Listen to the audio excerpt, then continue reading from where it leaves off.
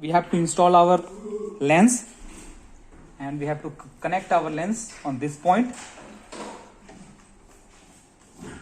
Like that, you have to connect it so you can see the clear view of your petri dish. So this is 10x. The magnification of the lens is 10x.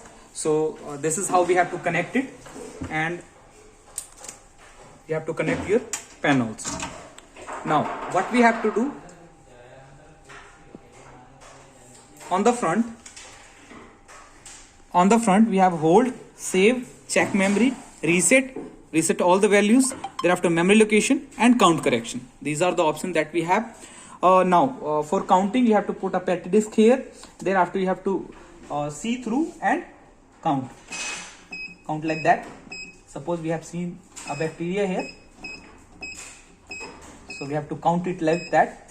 Once you have counted, you can save the value and you can hold also. Suppose you have to go somewhere in between, you can hold it and the reading will not get resetted.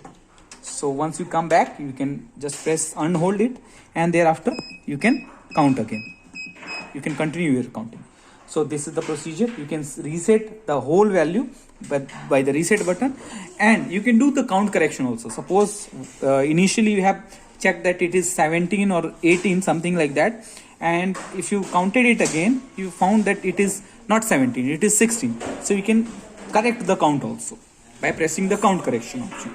So this is what we have, the count correction. For saving, you have to press save, and thereafter there are 100 locations in which you can save the data. So you have to press the memory location. Suppose in the second memory location I am saving it, and you have to press save again. Once done come on the display, you can reset now, and if you want to check the memory value, you have to press check memory, go forward the memory location and press check memory again. Now you can see your previous count. So this is how we can operate our machine with all the options and all the things. For reset, you have to press the reset button. That's all. Thank you.